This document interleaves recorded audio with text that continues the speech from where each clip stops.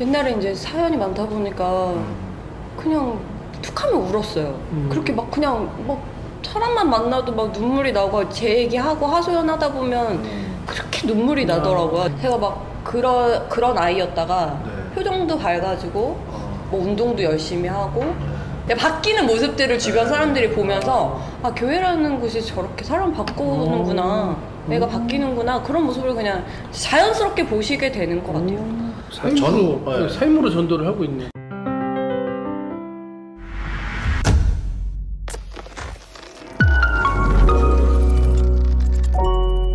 이렇게 어렵게 오셨는데 혹시 질문이 있으실까요? 아, 질문은 제가 없으시면 안 하셔도 되는데요. 있는데 너무 많아서 제가 다 해보세요. 처음에는 이천수 목사님 말씀 말고는 다른 분들 말씀을 들어도 그 은혜가 안 되고 들리지도 않고 그냥 라디오 틀어놓는 것처럼 너무 또 한 목사님한테만 의존을 하면 그분을 섬기는 게 된다고 하셔서 여러 목사님들의 말씀도 많이 들어봐라 라고 하시더라고요. 그래서 이천수 목사님 말씀도 듣고 싶고 우리 교회 목사님 말씀도 듣고 싶고 그리고 김인용 목사님도 또 따로 파송이 돼서 가셨잖아요. 근데 저희 교부가 아니시니까 거기 교회도 한번 가보고 싶고 이제 우리 목사님 뵀으니까 여기 교회 예배도 한번 와보고 싶고 그런 마음들이 어떤 건지 괜찮은 건지 제가 MBTI가 좀 그래서 그런지 자꾸 새로운 교회를 좋아하다 보니까 새로운 거를 되게 좋아한다고 아까 MBTI 보니까 그렇더라고요. 지루한 걸 좀 싫어하고 우리 교회 오래 다녔으니까 우리 좀 다른 교회도 가보고 싶고 이런 마음이 드는데 그런 걸 어떻게 생각하시는지. 첫 번째 또 그거를 오늘 생각해봤어요. 그걸 한번은 또 목사님한테 여쭤보고 싶다. 사실 우리 교회는 목사님 뵙기가 좀 어렵고. 그렇지. 그러니까 이찬수 목사님 혹시 개인적으로 없죠? 개인적으로 딱 한 번 뵀는데 뭐 한 잠깐 인사 이렇게? 네. 아이고. 그렇지. 우리는 이렇게 밥도 오자마자 목사님이 밥 먹고 얼마나 좋아요. 이따 저녁 또 먹을 텐데.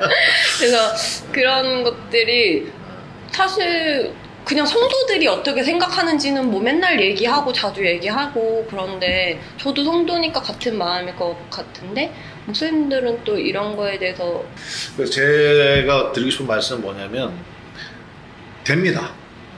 얼마든지 들으셔도 돼요. 저도 이제 우리 교회 성도님들 가운데서도 저희 교회 예배도 들으시지만 다른 곳에 가서도 이제 말씀을 듣고 하시는 분들이 있거든요. 근데 중요한 건 뭐냐면 나의 목자는 있어야 돼요. 그러니까 이제 우리가 흔히 얘기하는 담임 목사라고 하잖아요. 그러니까 그분은 분명히 자기에게 있어야 됩니다. 나의 목사님이. 그리고 그 목사님과 그런 내용들을 이렇게 이야기하는 게 좋은 것 같아요. 그래서 나 목사님 말씀 너무 좋은데 그런데 어디 가서 이 목사님 말씀도 한번 들어보고 싶어요. 그러면 대부분의 목사님들이요 추천해 주기도 하시고 권유하기도 해주실 거예요. 근데 그런 거 없이 그냥 막 다니시는 분들이 있거든요. 근데 이건 굉장히 위험해요. 요즘에는 이제 그 코로나 시국 가운데 모든 교회들이 거기다 유튜브 영상을 다 올려요. 그러다 보니까 이제 가나안 교인이라고 이렇게 우리가 부르는데 가나안을 거꾸려면 안 나가거든요. 그러니까 교회에서 이런저런 상처를 많이 받은 거예요. 근데 나는 교회가 좋아요. 그래서 교회를 떠날 생각은 없어. 근데 교회에 어떤 구성원으로 들어가는 건 싫어 이제. 근데 신앙생활 혼자 하고 싶은 거예요. 그래서 유튜브 설교를 듣는 분들이 있는데 그건 사실 굉장히 위험해요. 왜냐하면 유튜브 설교를 듣는다는 것은 뭐냐면 기준이 누구냐면 나거든요. 내가 조금 들어보다가 2, 3분 들어보다가 마음에 맞으면 들어. 내 마음에 안 맞으면 안 들어. 그건 굉장히 위험해요. 왜냐하면 신앙은 결국은 내 자아를 예수님 앞에 내려놓는 게 우리 신앙이 지향하는 점이거든요. 근데 내가 중심이 돼서 이 목사님 설교 조금 듣다가 별로야. 그리고 다른 분 찾아서 들어. 제목 보고 이거 내가 마음에 드는 것 같은데 그걸 들어. 너무 좋아. 그럼 또 그 목사님 한동안 듣다가 또 딴 데로 갔다. 이러면 점점 어떤 일이 벌어지느냐 내 자신만 높아져 버려요. 내 생각에 내가 어떤 생각을 정했잖아요. 거봐 그 목사님이 그러는데 이렇게 얘기하잖아. 그러면서 자기 생각을 지지하는 사람을 찾기 시작하는 거예요. 그러면 신앙이 굉장히 위험해집니다. 그래서 나의 목사님이 있어야 돼요. 네. 그리고 그 목사님과 네. 충분히 상의하면서 네. 또 그 목사님이 추천해 주신 분들이 있을 거예요. 네. 그렇게 듣는 거는 얼마든지 좋죠. 네.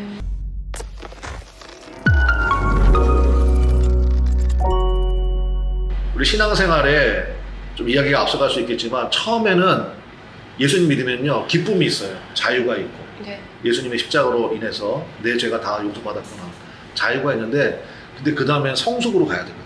네. 자라야 되거든요. 성숙 다음이 뭐냐면 영적 전쟁이 있어요. 영적 전쟁이 있어요. 그 전쟁에서 승리하기 위해서 필요한 또 훈련이 있고 단계가 있어요. 그러면 그 다음부터는 그 사람은 진짜 하나님 말씀 가운데서는 영적으로 승리하는 삶이 돼요.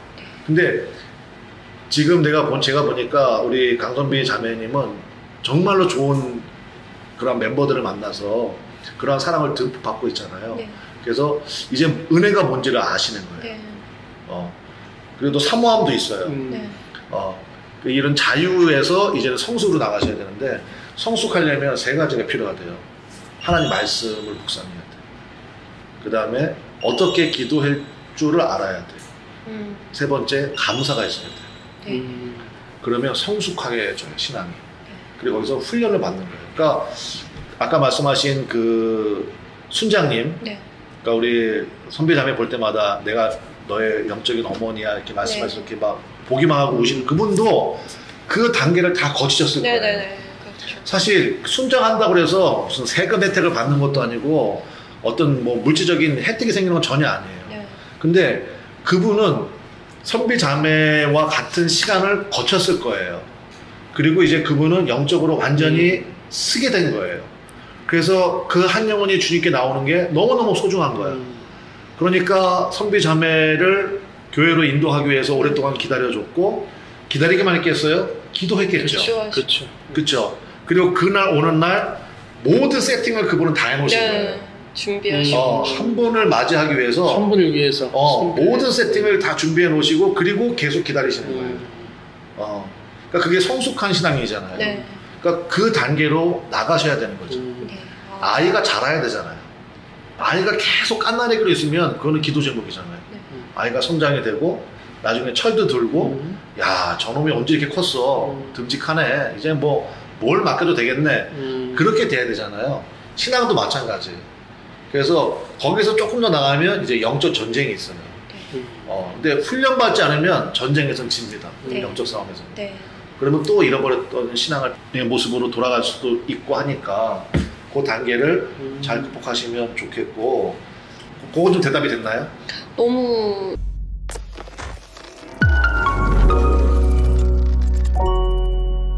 혹시 성령님이라고 들어보셨어요? 네. 성령 하나님. 네, 성령님은 어떤 분이신 거죠? 제가 아직까지 공부한 기준에는 네. 성령님과 하나님과 예수님이 삼위일체. 네, 삼위일체시죠. 거기까지. 야, 제가 아직 그 4년 정도 그 교회를 다니긴 했지만 코로나가 터지고 이제 그 온라인 예배로 바뀌고 모든 그 활동이 없어지면서 그렇죠, 아직 그렇죠. 세례를 못 받았어요. 아직? 네. 그래서 약간 아직도 그래서 제가 그런 의문투성이인 걸 수도 있고 네. 뭐 큐티나 이런 것들도 다 지금 온라인으로 하고 다락방도 이제 한 2년째 온라인으로 하다가 이제 시작하고 이러니까 김철 집사님께 여쭤볼게요. 우리 강선비 자매 안에는 성령님이 계십니까 안 계십니까? 계시죠. 어떻게 알아요? 보여요? 목사님이 맨날 얘기하시는 게 있잖아요. 성령님이 계시지 않으면 이렇게 아까 뭐 누군가 하나님을 전하려고 하고 손님한테든 계속 그런 얘기도 하고 또 여기 오기도 하고 또 이런 고민이 있잖아요. 아까 뭐였죠? 이런 고민거리조차도 성령님이 안 계시면 할 수가 없다는 거죠. 네. 그 얘기 맨날 하시잖아요. 성령님은 누구신데요? 예수님의 영. 예수님의 영. 그런데 중요한 건 뭐냐면 예수님께서 이 땅 가운데 사람의 몸을 입고 오셨어요. 그래서 우리의 모든 죄악을 다 담당하셨어. 네. 그리고 십자가에서 죄값을 다 치르신 거예요. 네. 그러니까 이거는 이미 하나님께서 세팅을 해놓으셨어요. 네. 수천 년 동안. 네. 우리가 죄를 짓잖아요. 네. 죄가 있으면 천국에 못 가거든요. 네. 천국은 죄가 없는 사람이 가는 곳이에요. 네. 근데 우리는 다 죄가 있잖아요. 네. 우리는 다 흠이 네. 있고. 그래서 그걸 어떻게 세팅을 하셨냐면 내가 죄를 지면 그 죄를 용서를 받아야 하나님 앞에 예배를 드릴 수 있는데 구약에서는 그걸 동물 제사를 드리게 하셨어요. 그걸 속죄 제물이라고 해요. 네. 내가 죄를 졌어요. 네. 그러면 흠없는 양이나 자신의 경제 수준에 따라서 소를 드릴 수도 있고 네. 그것도 안 되면 비둘기도 괜찮아요. 아. 요즘 말로 말하면 닭 한 마리 정도. 네네네. 그거를 이제 제사장 앞에 가져가요. 네. 그래서 제사장 앞에 내 죄를 고백을 해. 네. 그럼 제사장이 나의 죄를 이 동물에게 옮기는 거예요. 아. 그걸 전가한다고 그래. 네. 그럼 내 죄가 어디로 갔어요? 동물에게 갔지. 그럼 이 동물을 어떻게 하는 거예요? 번제를 죽이는 거예요. 아. 죄의 삭은 사망이거든. 네. 죽일 때 누가 죽이냐? 제사장이 죽여요? 죄를 고백한 사람이 죽여요? 죄를 고백하고. 그렇죠. 직접. 자기가 직접 죽입니다. 네. 그러면 그 동물을 죽일 때 네. 쉽지 않겠죠. 네. 닭 잡아봤어요? 안 잡아봤죠. 우리는 닭 한 마리도 못 죽이잖아. 그렇죠, 그럼요. 근데 살아있는 양을 죽인다고 생각을 해봐. 그리고 또 그냥 양도 아니고 본인이 키웠잖아요. 그렇죠. 한 달 정도를 머물러야 돼, 같이. 이 양을. 그냥 아무 데나 사가지고 오는 양은 안 돼. 이 양을 내가 한 달 정도는 나와 머물러 있어야 돼. 구약에서. 정이 드는 거지. 그러니까 자식 같은 그 양을. 정이 드는 거지. 그리고 죄 정가받은 이 양을 내가 죽이는 거예요. 네. 그리고 그 피를 다 흘리게 하고 그걸 하나님 앞에 온전한 제물로 다 드리는 거예요. 네. 그러면 나는 더 이상 죄가 있어요, 없어요? 없죠. 없죠. 왜냐면 내 죄가 더 어디 갔습니까? 이게 담당했잖아요. 이거를 구약에서 하나님께서 수천 년 동안 반복하게 하신 거예요. 그래서 알아요. 어떻게 죄가 용서받는지. 근데 이거를 한 번에 끝내신 분이 바로 누구냐? 예수님이에요. 그리고 어린 양 예수. 네. 부흥 찬양에도 나오잖아요. 네. 그리고 어린 양 대신 예수님께서 그거를 히브리서에 의하면 영단번의 제사 이렇게 불러요. 영원히 한 번에 끝냈다 이 뜻이에요. 예수님, 흠없으신 예수님께서 우리의 모든 죄를 다 담당하셨어요. 그래서 예수님께서 히브리서에 의하면 피 흘림이 없은즉 죄사함이 없느니라. 이게 하나님의 법이거든요. 그래서 예수님께서 머리끝부터 발끝까지 완전히 핏덩어리였어요. 채찍에 맞고 가시 걸려가 쓰시고 손가발에 못 박히시고 등허리에 채찍 맞으시고 옆구리 창에 찔리시고 그래서 우리의 모든 죄를 다 감당하신 거예요. 그래서 예수님 외에는 구원이 받을 길이 없어요. 죄사함이 없어. 그러니까 예수님 믿으면 우리의 죄를 다 용서받는 거예요. 그걸 믿는 거예요. 우리 영접하는 거예요. 근데 예수님이 이 땅에 계신 기간이 대략 학자들이 33년으로 보거든요. 33살에 십자가 지시고 승천하셨으니까 그러니까 제자들이 굉장히 불안해했어요. 예수님이 부활하시고 예수님이 며칠 만에 부활하셨죠? 7일? 3일. 3일. 괜찮아. 괜찮아.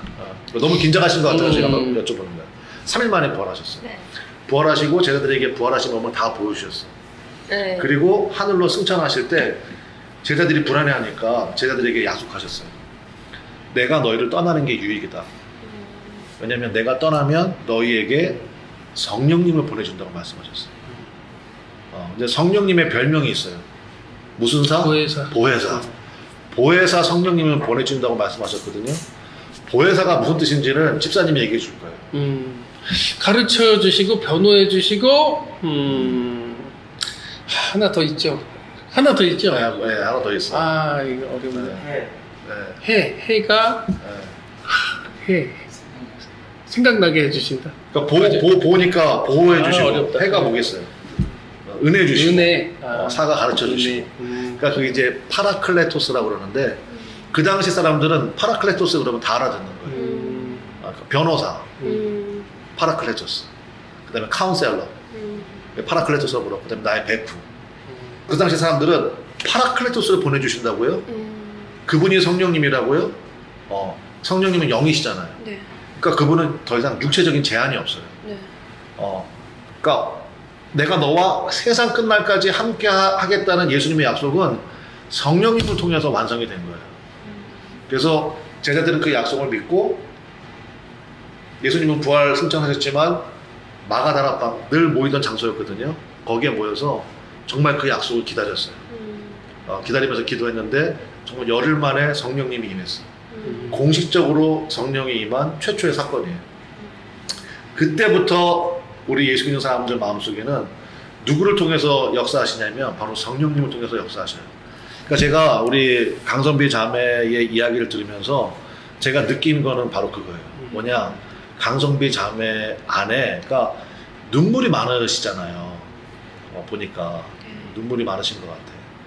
그 눈물이 왜 나냐면 물론 내 성격상 그럴 수도 있겠지만 저는 확실하게 말씀드릴 수 있는 건 뭐냐면 강선비 자매 안에 예수님이 계시죠. 성령님으로. 근데 성령님께서 성경에 보면 이런 말씀이 있어요. 보혜사 성령께서 나를 위해서 말할 수 없이 탄식 기도하신다는 말씀이 있어요. 예수님이 내 안에 계시면서요, 나를 위해서 기도해 주세요. 그러니까 저도 그런 거 많이 느껴요. 저는 목사잖아요. 웬만한 사람들은 다 목사인 저를 좋게 봐줘요. 존경해주고 따라주고. 근데 제가 제 자신을 잘 알잖아요. 한심할 때가 많거든. 그럼 내가 하나님 앞에 내 자신의 모습이 부끄럽기도 하고 그래서 기도해요. 그러면 즉각적으로 위로해 주시는 분이 있어. 누구겠어요? 네? 내 안에 계시는 누구? 성령님. 사모님이 아니고 성령. 내 안에 계신 성령께서 그래 김 목사 네가 하려고 애는 쓰지만 잘 안 될 거 아니냐. 근데 힘내라. 내가 응원한다. 내가 늘 너와 함께한다. 다시 힘내라. 그러면 힘이 나요. 그러니까 그 순간순간에 우리 강선비 자매가 교회 좀 가볼까? 라는 마음은 누가 주신 거냐 이거예요. 네. 그리고 그 귀한 분들을 세팅해 놓으신 거는 그건 누가 하신 거냐 이거야. 내 안에 계시는 예수님이 언제나 나를 이끌어 주시고 사랑해 주신다는 사실을 꼭 기억하셨으면 좋겠어요.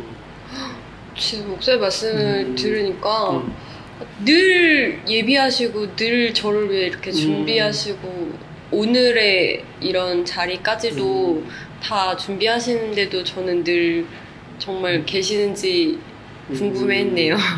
그렇죠. 그래서 내 안에 계신 성령님께서 가르쳐 주시거든요. 그리고 인도해 주시고 예수님이 그런 얘기 하셨어요. 모든 것을 생각나게 하시고 모든 것을 가르쳐 주시리라. 그러면 제가 강선배 자매님께 여쭤볼게요. 우리 인생은 선택의 문제가 많잖아요. 네. 그러면 누구한테 물어보면 될까요? 예수님. 그렇죠. 내 안에 계신 성령님께 여쭤보면 돼요. 네. 그 성령님께 여쭤보면 성령님께서 정말로 친절하게 가르쳐 주세요. 네. 내비게이션하고 비교가 안 돼요. 근데 그런 경험은 좀 있는 것 같아요. 근데 선생님 계속 이렇게 말씀을 나누다 보니까 늘 예수님이 저한테 곁에 계셨는데 제가 몰랐네요. 그렇죠. 저는 그 훈련을 많이 받았거든요. 뭐를 결정하고 힘든 때 기도로 여쭤라. 그래서 기도로도 많이 여쭤보고 그래서 답도 없고 그런 경험이 있거든요. 그러면서도 항상 의문이 있어요. 당신이